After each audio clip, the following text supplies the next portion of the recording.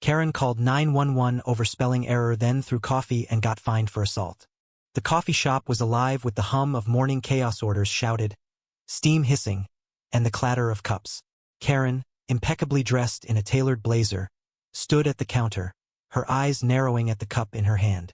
The barista, Mia, a college student with a tired smile, had scribbled Karen instead of Karen on the to-go cup.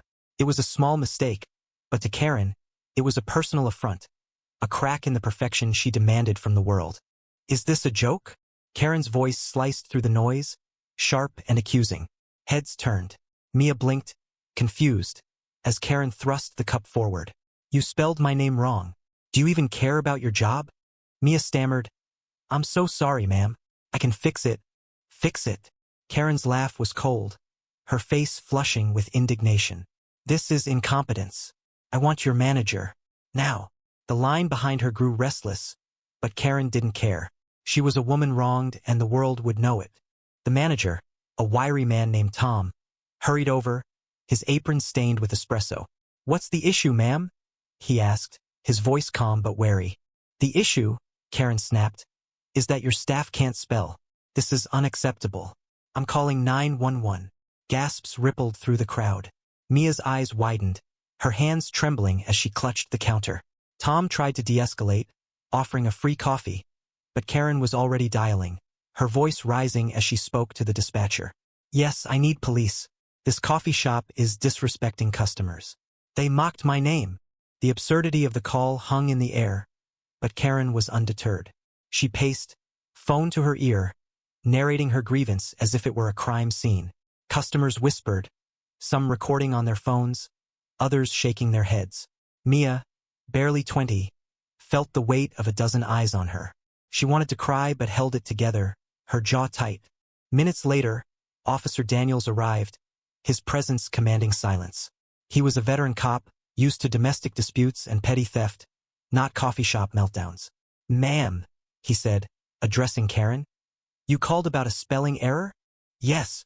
Karen thrust the cup at him. This is harassment. They did it on purpose. Daniels raised an eyebrow, glancing at Mia, who looked like she might collapse. Ma'am, this isn't a police matter. Let's calm down. Calm down. Karen's voice hit a new pitch. You're dismissing me? I pay taxes for your salary. She turned to Mia, her rage boiling over. You think this is funny, don't you? Before anyone could react, Karen flung her coffee at Mia, the hot liquid splashing across her apron and arms. Mia gasped, stumbling back, her skin stinging from the heat. The shop erupted. Customers shouted.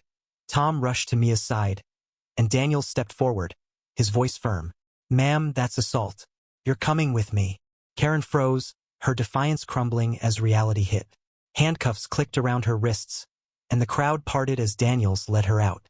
Mia, shaken but composed, wiped her face, refusing to let tears fall. But then came the twist. As Karen was escorted out, a quiet voice spoke up from the crowd. Wait! It was Sarah, a regular customer. A soft-spoken woman in her 60s who always sat in the corner with a book. She stepped forward, her hands trembling but her voice steady. I saw what happened. Mia didn't misspell the name. I heard Karen order as Karen yesterday.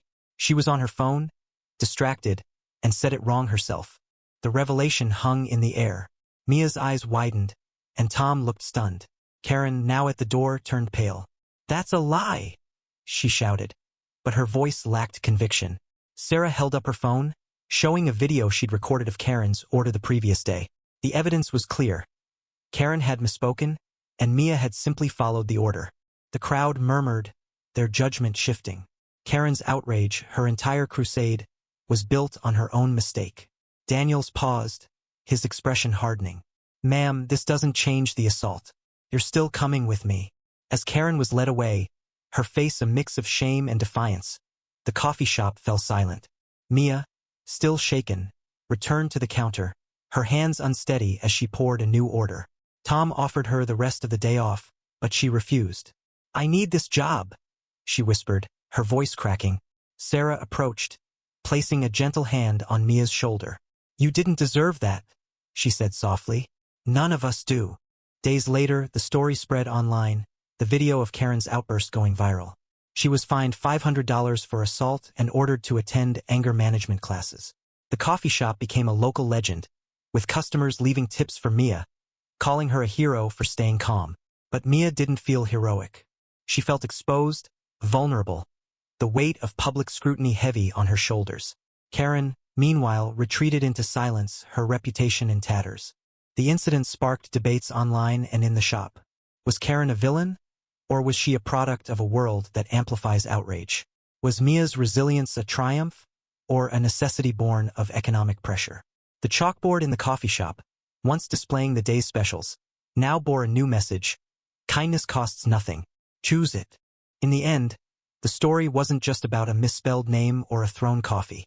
It was about the fragility of human connection, the cost of unchecked anger, and the quiet strength of those who endure.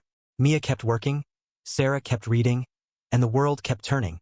But the sting of that morning lingered, a bitter reminder that even small mistakes can unravel us. What do you think? Was Karen's reaction a personal failing, or does it reflect deeper societal tensions? Share your thoughts.